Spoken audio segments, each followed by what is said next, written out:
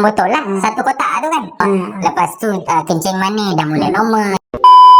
Saya ni dah dialisis hampir 10 tahun. Lepas dialisis, pening teruk, badan lemah.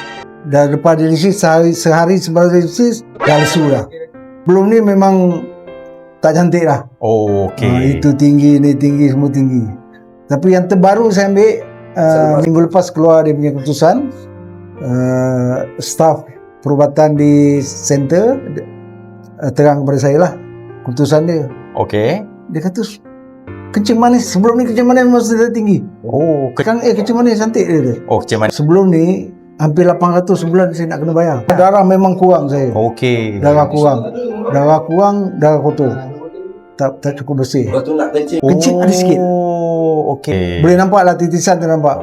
Sebelum ni tak ada. Maknanya air kencing dah mula Ada keluar. sikit, Lepas tu kencing manis dah mula normal. Kolesterol tinggi, bacaan dah normal. Baru 6 botol lah, satu kotak tu kan.